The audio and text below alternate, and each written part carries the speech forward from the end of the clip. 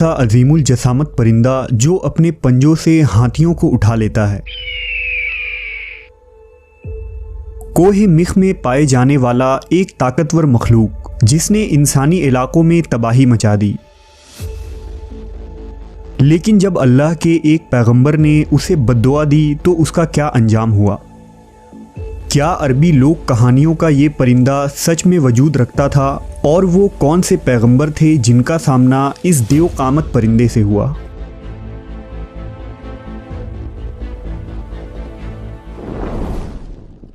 हमारी इस खूबसूरत दुनिया में न जाने कितने हसीन और हैरत अंगेज़ राज पोशीदा हैं जिसकी झलक हमें कदीम असातीरी किताबों में जगह ब जगह मिलती है।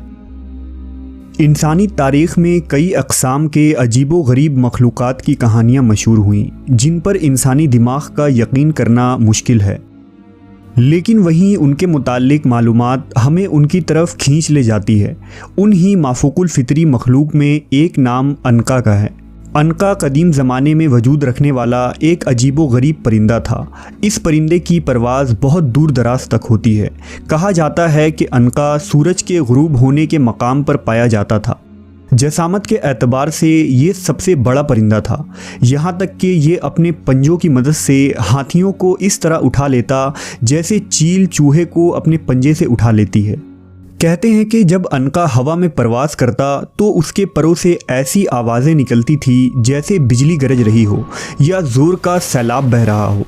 ये परिंदा 1000 साल तक ज़िंदा रहता था और तमाम परिंदों में सबसे खूबसूरत परिंदा था। हज़रत इब्न अब्बास बयान करते हैं कि अल्लाह ने मूसा अलैहिस्सलाम के ज़माने में एक परिंदा पैदा किया था जिसका नाम अनका था। उसके दोनों जानिब 4 बाजू थे और उसका चेहरा इंसानी चेहरे की तरह था।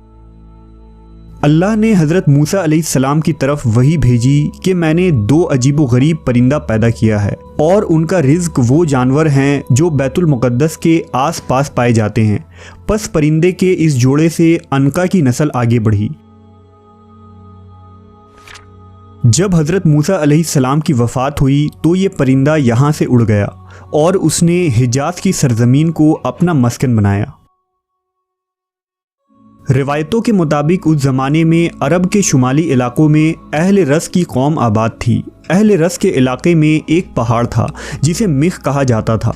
उन पहाड़ों में कसरत से जानवर और परिंदे रहते थे जिनमें अनका परिंदा भी शामिल था। ये परिंदा इस पहाड़ पर साल में 1 मरतबा ही आता था। ये परिंदा दूसरे परिंदों का शिकार किया करता था। एक दफ़ा अनका कई महीनों तक भूखा रहा क्योंकि उसे खाने के लिए कोई परिंदा न मिल सका। लिहाजा वो अपनी भूख मिटाने के लिए अहले रस के इलाकों में आ गया और बच्चे को उठा लिया। कुछ दिनों बाद दोबारा उसने एक लड़की को उठाकर ले गया। उस ज़माने में अहले रस की तरफ एक नबी मबूस किए गए थे जिनका नाम हज़रत हंज़ला बिन सुफ़वान अलैहिस्सलाम था। पस लोगों ने हज़रत हंज़ला अलैहिस्सलाम से अनका के बारे में शिकायत की। इस पर हज़रत हंज़ला ने अनका के लिए बद्दुआ की। पस अनका पर आसमानी बिजली गिरी जिसकी वजह से वो जल कर हलाक हो गया और फिर दोबारा कभी इस नस्ल का कोई परिंदा इस दुनिया में न देखा गया। मुफस्सरीन ने लिखा कि अहले रस को अहले रस इसलिए कहते हैं क्योंकि वो जिस इलाके में आबाद थे वहाँ एक कुआं था। ये कुआं उनसे पहले की कौम यानी कौम समूद ने खुदवाई थी।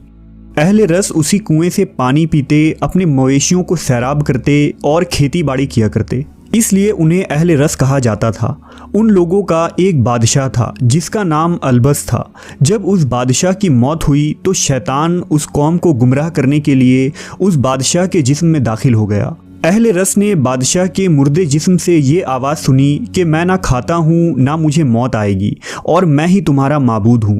लिहाजा अहले रस कुफ्र और शिरक में मुब्तला हो गए और बादशाह के उस मुर्दे जिस्म की इबादत करने लगे। बस अल्लाह ने उनकी तरफ हज़रत हंज़ला अलैहिस्सलाम को भेजा जिन पर ख्वाब में वही नाजिल होती थी। हज़रत हंज़ला ने अहले रस को बताया कि बादशाह मर चुका है और उसमें रूह नहीं है बल्कि शैतान उसके जिस्म के अंदर हुलूल कर गया है ताकि तुम्हें गुमराह करे। लिहाजा शिरक से तौबा करो और किसी को भी अल्लाह का शरीक न ठहराओ।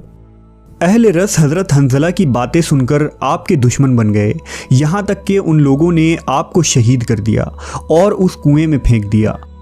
लिहाजा इस कौम पर यह अजाब नाजिल हुआ कि अगले दिन वो कुआं खुश्क हो गया।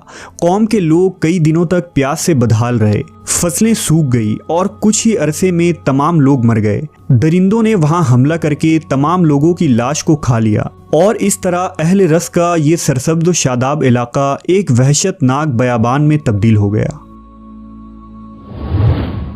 बाज़ मुफस्सरीन अनका को सिर्फ एक अफसानवी परिंदा करार देते हैं और ज़माने कदीम में इसके वजूद से इनकार कर देते हैं। वहीं दूसरी तरफ दुनिया के बहुत सारे असातीरों, लोक कहानियों और कल्चर्स में अनका का जिक्र मुख्तलिफ नामों के साथ मिलता है। कदीम मिस्र की तारीख में अनका को बेनू नाम से जाना जाता है, जिसकी फनकारी आज भी मिस्र के कदीम खंडरात में नज़र आती है। माना जाता है कि कदीम मिस्र में अनका का एक अजीम मंदिर भी मौजूद था, जिसमें साल में एक दफ़ा बेनू परिंदा इस मंदिर में आया करता था। हिंदू मत में अनका से मिलता जुलता एक परिंदा गरुदा का जिक्र मिलता है, जिसे विष्णु देवता की सवारी माना गया है, जो इस कायनात में कहीं भी उड़ने की सलाहियत रखता है। हिंदू माइथोलॉजी में गरुदा को परिंदों का राजा कहा गया है, जिसका जिस्म इंसान की तरह होता है, जबकि हाथ, पाँव और पंख एक बड़े बाज की तरह।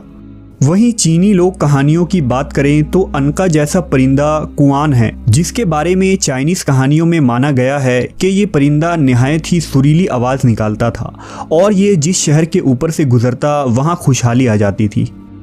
इसी तरह यहूदी सहीफ़ों में ज़ीज़ नामी एक परिंदे का जिक्र है, जिसके बारे में कहा जाता है कि ये परिंदा जन्नत के ईडन गार्डन में रहने वाले जानदारों में एक था और आदम अलैहिस्सलाम के इस दुनिया में आने के बाद यहाँ भेजा गया। जबकि ग्रीक और रोमन माइथोलॉजी में ग्रिफिन नामी एक अजीम मखलूक का जिक्र मौजूद है, जिसका जिस्म शेर का और सर परिंदों की तरह होता है, जिसे किंग ऑफ द बीस्ट कहा गया है। कदीम यूनानी ग्रिफिन को दौलत और खुशहाली की निशानी करार देते थे। ग्रिफिन शुमाल के पहाड़ियों में रहा करता था, जहां यूनानियों के मुताबिक अपोलो देवता साल में एक मरतबा जाहिर हुआ करते थे और ग्रिफिन उनके खजानों की हिफाजत किया करता था। एक मशहूर मिथ के मुताबिक जब सिकंदर आज़म यानी अलेक्जेंडर द ग्रेट दुनिया फतह करने निकला तो इस तवील सफ़र के दौरान उसका सामना ग्रिफिन से हुआ, जिसे उसने पकड़कर कैद कर लिया। कहा जाता है कि सिकंदर उसके पीठ पर सवार होकर 7 दिनों के एक सफ़र पर भी रवाना हुआ था। इतने सारे तहजीबों और इलाकों में अनका के मुतालिक कहानियों, पेंटिंग्स और मूर्तियाँ इस बात की तरफ इशारा करती है कि ऐसे मखलूक कदीम ज़माने में वाक़तन वजूद रखते थे। लेकिन मसला ये है कि हम इंसान इस दुनिया में तब ही किसी बात पर यकीन कर पाते हैं जब हम उसे अपनी आंखों से देखें। यहाँ तक कि डायनासोर्स के वजूद को भी हम इंसानों ने तब माना जब हमें उसके बाक़यात मिले। लिहाजा मुमकिन हो कि मुस्तकबिल में हमें ऐसे बाक़यात या फॉसिल्स मिल जाएं जिससे ये बात साबित हो कि अनका का वजूद एक तारीख़ी हकीकत है।